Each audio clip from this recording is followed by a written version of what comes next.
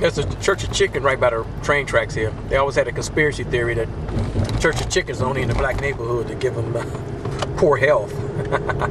You can see in the distance, I'm going to pull over so you can see Moinoink. Well, what's left of Moinoink. Let me pull over and put the blinkers on. Yeah, let me zoom in. Here's Moinoink, and what's left of Moinoink. Moinoink was originally called Calumet Meats when I was a wee small child. Calumet Meats. And they had the mascots were Moinoink. But Moinoink became, here's Moinoink.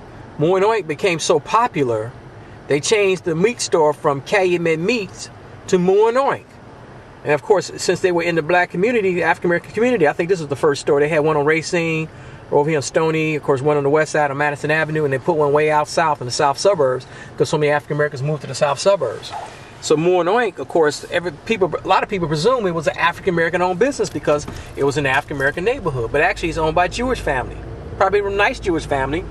But it's since sold, and I think ironically, they sold the rights to the Moinoink name to an African American businessman. So he owns the rights to the Moinoink name, and they sell the Moinoink products in various stores.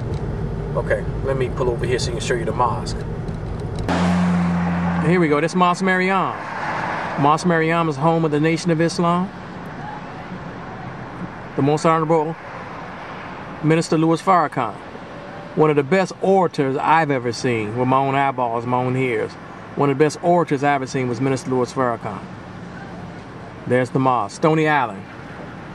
So come check it out.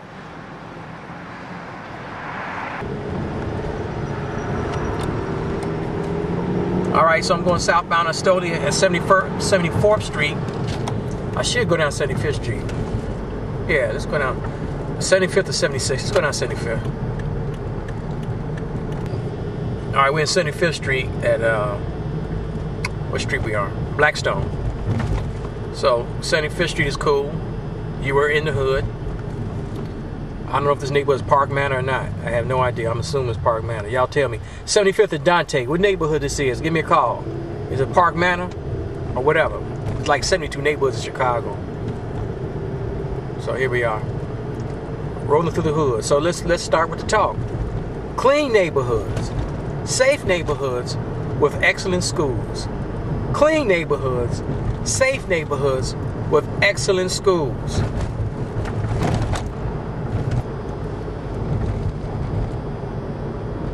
See, I'm over here not too far from Hearst High School. Last month I showed you Hearst High School.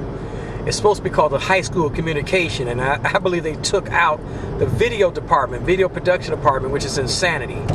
But I don't know the principal, but a lot of these principals get away with murder because most parents, and a lot of our children, of course, African American children, are raised by grandparents, so they don't know. So the educated get away with murder. Well, we had 75th and Cottage Grove. Cottage Grove. I gotta be careful. People think I'm 5'0" with this camera in my hand going down the street. I don't know why they think I'm 5'0", because they got cameras and satellites watching them all day long. So what's the difference? Cameras and satellites and all kinds. In Chicago, had the most cameras, especially downtown. Mayor Daley went to London years ago. He saw the cameras in London, England. He said, man, we want cameras. So we're being watched, whether we know it or not. And everywhere you go, every grocery store, every convenience store, everybody has a camera on their phone. You know, we're all being watched whether we like it or not. All right, let's go to the next episode. 75th Street. I don't know which part of the 75th Street strip. They were trying to call it a black business district, African American business district. Call it Black Wall Street.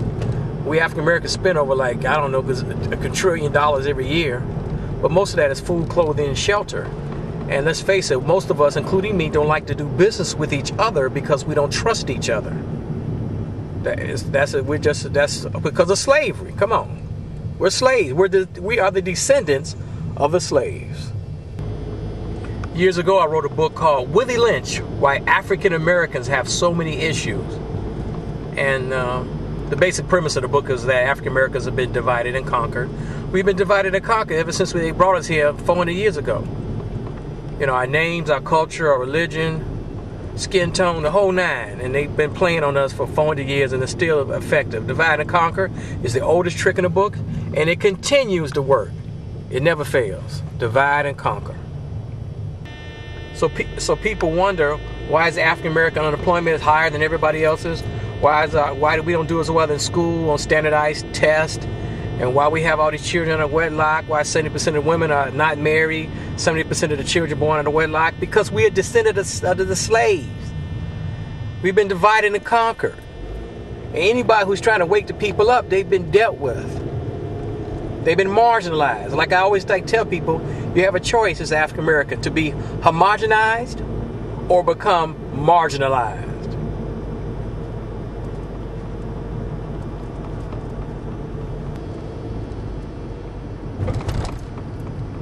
Let's roll through the hood. Roll through the hood. Those of you international viewers, when you do roll through the hood in Chicago on the south side or the west side, please come during the day for your own safety. Please drive through the hood during the day for your own safety. But I was mentioning earlier about, I was talking about earlier about African Americans. We have to make a choice, an individual choice, to be homogenized or become marginalized.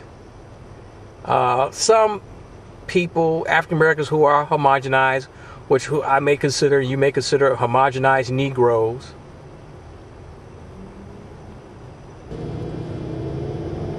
The homogenized African Americans would say, listen here, Mark, I know you consider me a marginalized Negro, but I'm still trying to work for the betterment on behalf and try to improve the conditions of African Americans of all different income levels.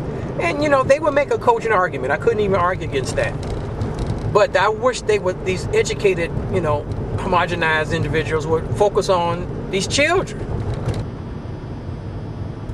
And when I mean children, really focus on, like I always say in these videos, I say, how do we get in the minds of our mothers and grandmothers who are raising the next generation, the succeeding generations, especially the lower income African American neighborhood, African American children in these African American neighborhoods, these low income African American neighborhoods. How do we get them to help them raise these boys and girls properly so they don't terrorize and destabilize the community? Elijah Muhammad talked about this crazy black man 40 years ago. More than 40 years ago, in the late 60s. Crazy black man. He was crazy then, and most of us crazy today. Earlier I told you why, but what the solution is to getting into the minds of these mothers and grandmothers to help them raise their children properly. That's what we have to do. This is what we have to do.